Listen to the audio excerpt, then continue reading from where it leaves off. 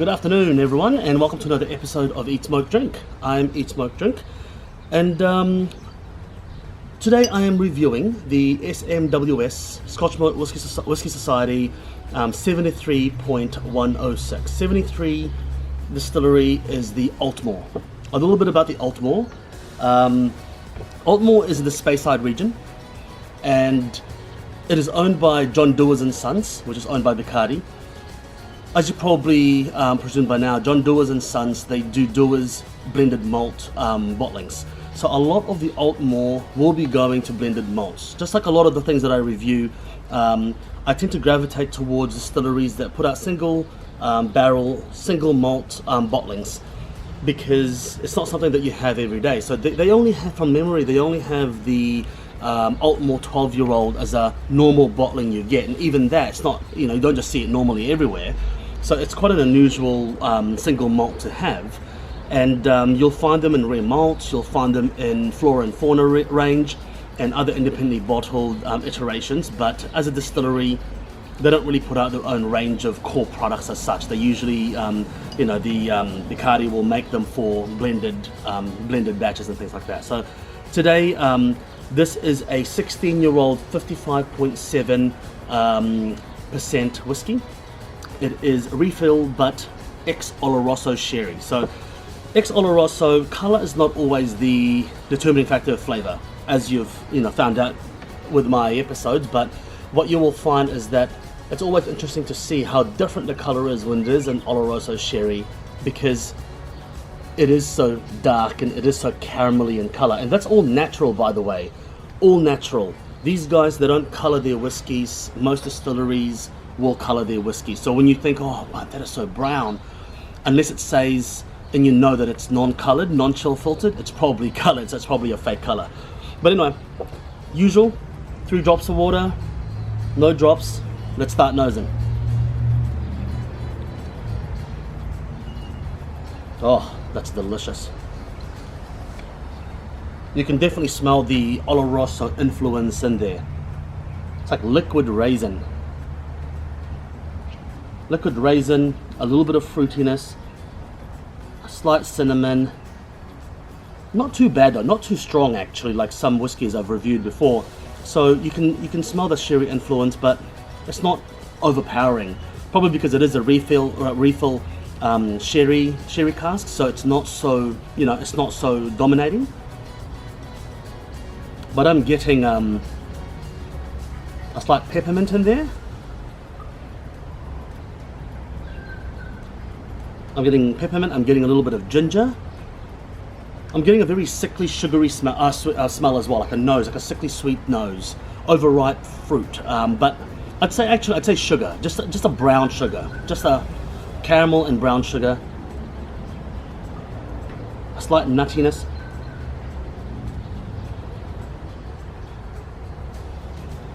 And I'm getting a bit of chocolate in there. And I've had this before, and what I said actually that I noticed from this is I'm getting sourdough, which is really bizarre. I'm getting sourdough out of it. The description is nutty mint chocolate muffin. I'm getting the mint, I'm getting the nutty, I'm getting the chocolate. I'm not getting the muffin, but I'm getting sourdough. So it's a little bit strange. Very pleasant smell. I mean, I can nose that all day actually. So this is the water sample. Let's just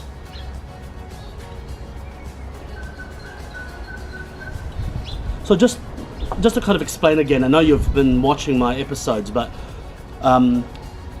when I do these reviews, I don't take notes, I don't pre-script this. So sometimes when I'm kind of smelling it and I'm quiet, it's because I'm trying to figure out what I'm smelling on the spot.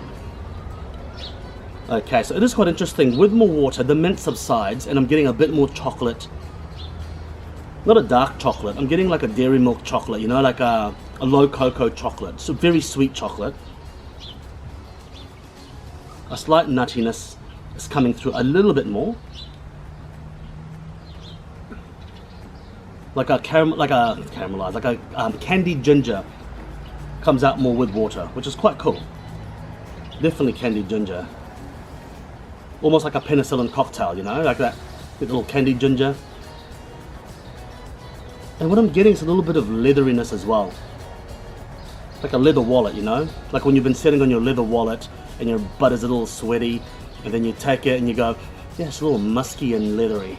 Yeah, you don't think it's pleasant, but in the whiskey it's very nice.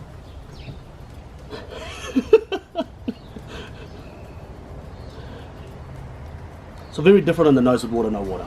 Very different. Let's try it with no water.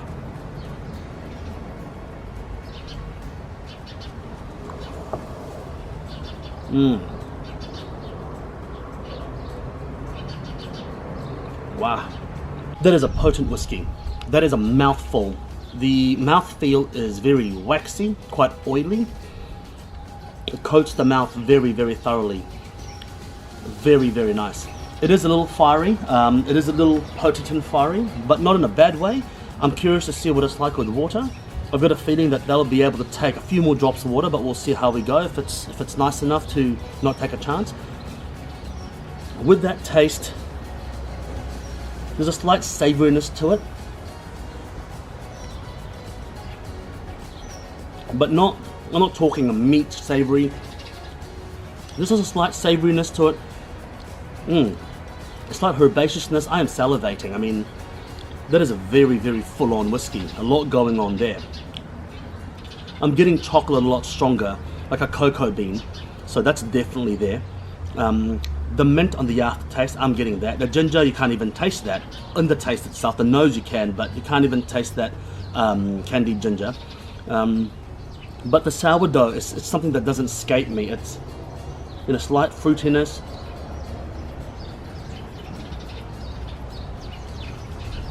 And I'm getting is a little tannin as well.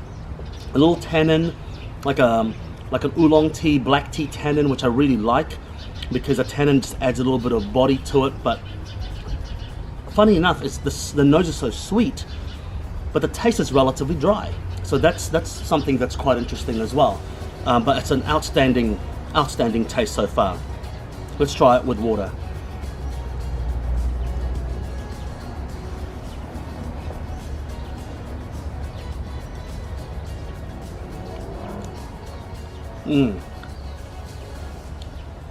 Very interesting. That's very interesting. With water, the tannin comes through a bit more. Chocolate comes through a bit more. Sweetness comes through a bit more. The alcohol intensity does subside a lot with water. I mean, that's only 3 drops, but it subsides a lot with water. I'm going to throw it out there right now. 3 drops of water is my preferred out of the 2 samples, because you get to taste a little bit more. Everything you're tasting in the first sample, you are getting it with the water a lot more, and it's a lot more full on, a lot more chewy, less oily, but a lot more profile in there. The finish is outstanding. The finish is long. It is very much, your mouth gets fully involved with the finish. It doesn't leave. I'm salivating still, and it's been a while. You know, I get a very, very kind of small hit of kind of intense sweetness, almost like a condensed fruit, you know, like a stewed fruit. Very, very nice, very pleasant. This dram is definitely a goer. It's about 120 to 130 US dollars. Absolutely stunning example of an Aultmore can be. And I've had Aultmores that are average, but this is a very, very good Aultmore. Sherry influence, fantastic. Would I recommend getting it? I definitely will. Cigar pairings for this, I'd say it's quite a versatile one, because I think it kind of touches on both sweet and slight savory. I'd say a good strong triple maduro would be very nice with this one, or a double maduro. Peppery, I'm not a huge fan of peppery cigars anyway, but a peppery one would be quite good because it has got that sweet aspect to it. It'll balance that out. And look, I think just try it with different cigars. I think it'll suit it quite nicely. Maybe a little bowl of chocolate on the side as well, actually, like a bowl of dark chocolate on the side will be quite nice as well, or dark chocolate with orange, that would be quite nice as well. Thank you very much for joining me today, and see you again until next time. I want to thank Josh for lending me this bottle and sponsoring me today. Thank you very much, and please subscribe and hit the bell, and I'll see you again until next time.